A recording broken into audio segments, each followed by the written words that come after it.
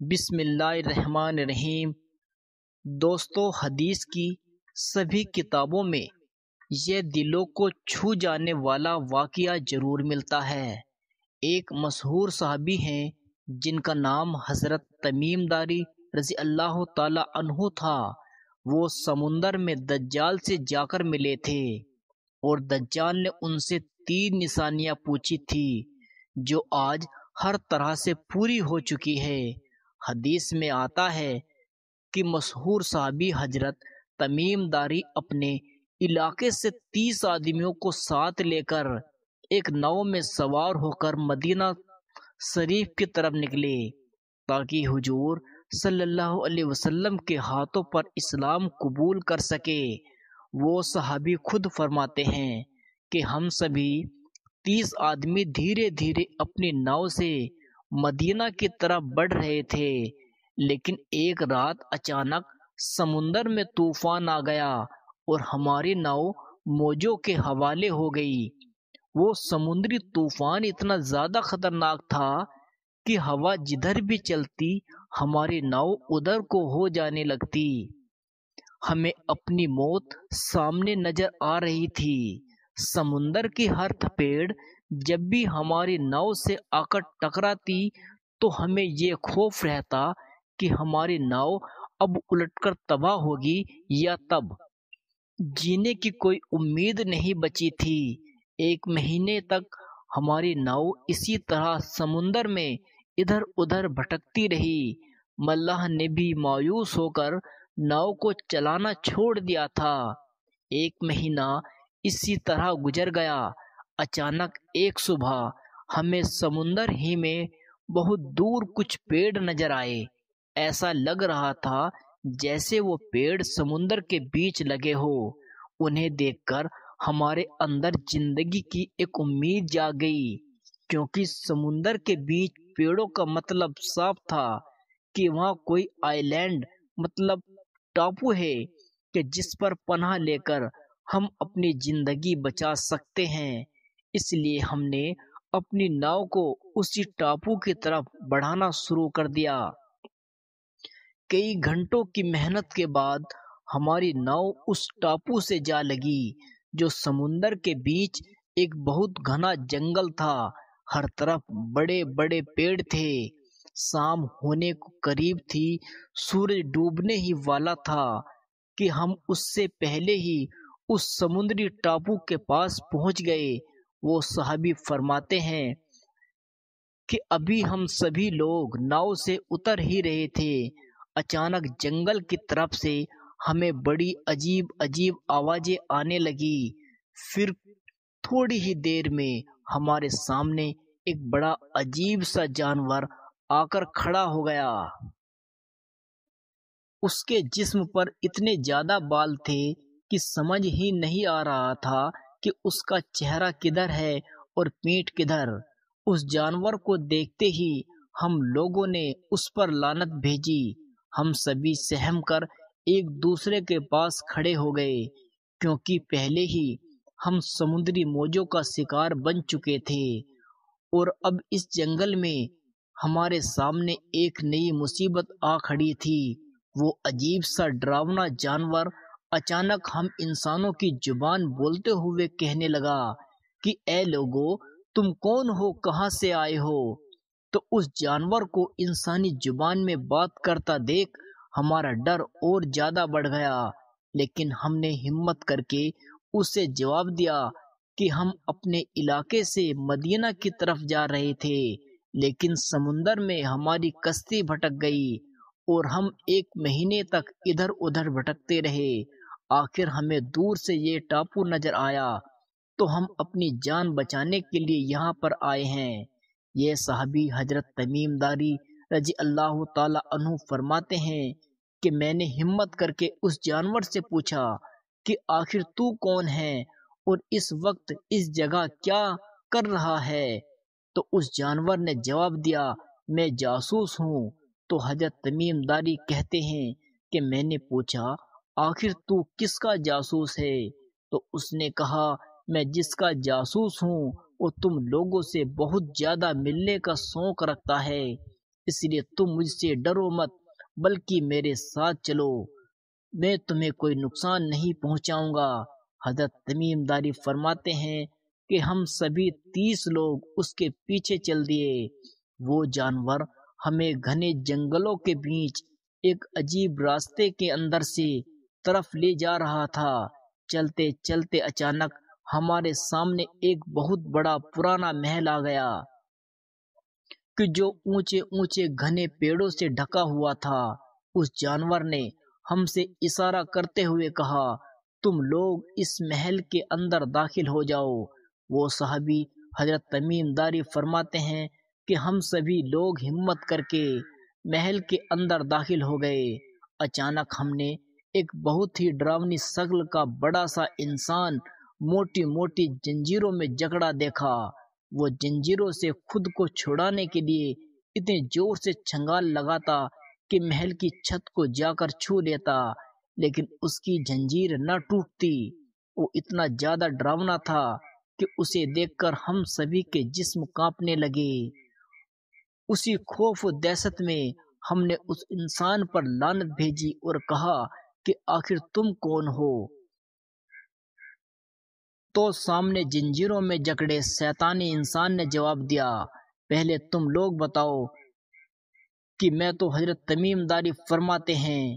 میں نے اس کے سامنے اپنے سارے حالات بیان کیے کہ ہم سبھی لوگ اپنے علاقے سے مدینہ جا رہے تھے کہ راستے میں ہماری کشتی بھٹک گئی، اور 1 مہینے ادھر ادھر بھٹکنے کے بعد ہم تمہارے پاس اس ٹاپو پر پہنچے ہیں، اور تمہارے جاسوس سے ہماری ملاقات ہوئی تو وہ ہمیں لے کر تمہارے پاس۔ اس جنجیر میں جکڑے انسان نے کہا، میں تم سے 3 سوال کروں گا، پہلے تم میرے 3 سوالوں کا جواب دو، پھر میں تمہیں اپنے بارے میں بتاؤں گا۔ تو حضرت تمیم داری نے جواب دیا کہ ٹھیک ہے، پوچھو، تم کیا پوچھنا چاہتے ہو؟ بس اس شیطان شکل والے انسان نے کہا، بتاؤ آخر بیسان کے پیڑوں پر پھل آتے ہیں یا نہیں؟ حضرت تمیم داری نے جواب دیا، ہاں اس پر پھل آتے ہیں۔ تو اس نے کہا، بہت جلد ہی اس پر پھل آنا بند ہو جائیں گے۔ اس کے بعد اس نے دوسرا سوال کیا، آخر بتاؤ مشہور ندی بحیرہ طبیہ میں پانی بچا ہے یا نہیں؟ تو صحابی فرماتے ہیں، میں نے جواب دیا، ہاں اس میں پانی موجود ہے۔ تو اس نے کہا کہ بہت جلد وہ پانی سوکھ جائے گا۔ اور پھر آخر میں اس نے سوال کرتے ہوئے کہا، مجھے بتاؤ آخر کیا آخری نبی اس دنیا میں آ چکے ہیں؟ تو حضرت تمیم داری فرماتے ہیں، میں نے کہا کہ ہاں وہ دنیا میں تشریف لا چکے ہیں، اور ہم انہی سے ملنے مدینہ جا رہے ہیں۔ وہ صحابی حضرت تمیم داری فرماتے ہیں کہ جیسے ہی میں نے اسے یہ بات بتائی کہ آخری نبی آ چکے ہیں، تو وہ اتنا زیادہ خوش ہوا کہ اچھل کر چھت کو جا لگا، اور پھر اس نے بہت ڈراؤنی ہنسی ہنستے ہوئے کہا کہ اب بہت جلد ہی میں باہر نکلنے والا ہوں۔ پھر اس ڈراؤنے انسان نے اپنے بارے میں بتایا اور کہا، میں دجال ہوں، بہت جلد ہی مجھے آزاد کیا جائے گا اور ساری دنیا پر میرا راج ہوگا۔ وہ صحابی حضرت تمیم داری فرماتے ہیں کہ اس کے بعد ہم اپنی ناؤ پر سوار ہوئے، اور کئی مہینوں کے سفر کے بعد ہم مدینہ پہنچے۔ رات کا وقت تھا، اس لیے ہم سبھی 30 لوگ مسجد میں جا کر بیٹھ گئے۔ صبح فجر سے پہلے جب حضور اکرم صلی اللہ علیہ وسلم تشریف لائے تو ہم نے آپ کو اپنے اوپر وہ بیتی ہوئی ساری داستان سنائی کہ کیسے ہماری کشتی بھٹکی اور ہم دجال سے جا کر ملے۔ تو حضور صلی اللہ علیہ وسلم نے ہم سبھی کو بہت اچھی طرح بٹھایا، اور پھر فجر کی نماز پڑھانے کے بعد مسکراتے ہوئے ممبر پر آ کر بیٹھ گئے۔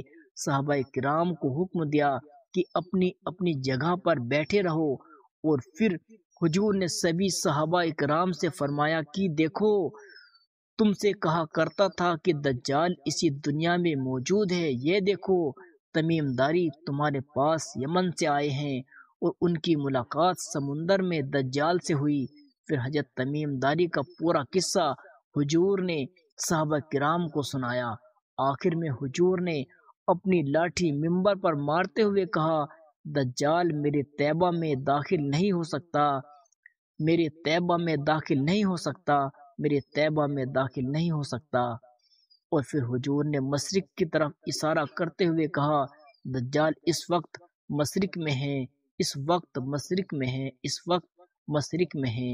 دوستو، دجال کے بارے میں حضور نے سب سے زیادہ اپنے صحابہ کرام کو ڈرایا اور اپنی ایک ایک چیز بیان کر دی کہ آخر اس کی آنکھیں کیسی ہوگی، اس کا چہرہ کیسا ہوگا، وہ لوگوں کو کیسے گمراہ کرے گا، وہ زمین پر کتنے دنوں تک رہے گا، کون سے لوگ اس کے فتنے سے بچ پائیں گے اور کون کون سے اس کے فتنے کا شکار ہو جائیں گے۔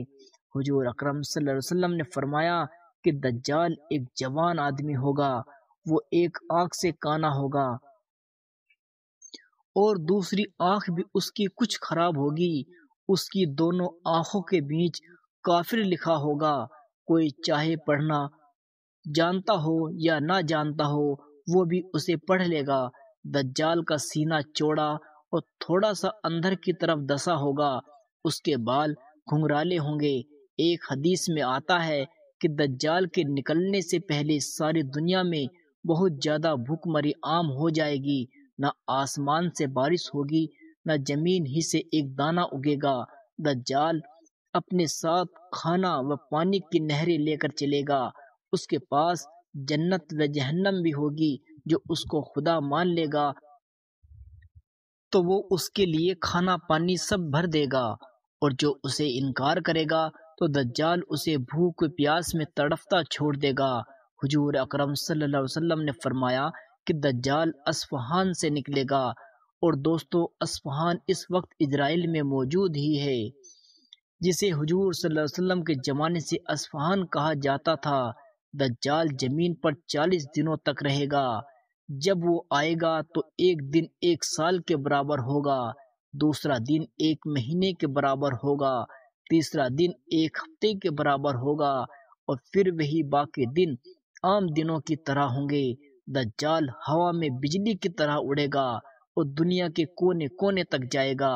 حضور نے فرمایا کہ جس وقت دجال آئے تو تم اس کے پاس نہ جانا، بلکہ اس کا نام سن کر پہاڑوں و جنگل کی طرف بھاگ جانا، ورنہ تم اپنے ایمان کا سودا کر بیٹھو گے۔ حضور اکرم صلی اللہ علیہ وسلم نے فرمایا کہ دجال ساری دنیا پر راج کرے گا، لیکن مکہ و مدینے میں داخل نہیں ہو سکتا۔ وہ مدینے سے باہر آ کر جس وقت کھڑا ہوگا تو مدینے میں 3 زلزلے کے جھٹکے آئیں گے کہ جس کی بدولت جتنے بھی منافق و کافر مدینے میں چھپے ہوں گے وہ سبھی ڈر کر مدینے سے باہر نکل جائیں گے اور دجال کے لشکر میں شامل ہو جائیں گے۔ کچھ روایتوں سے معلوم ہوتا ہے کہ دجال بیت المقدس میں بھی داخل نہیں ہو سکتا۔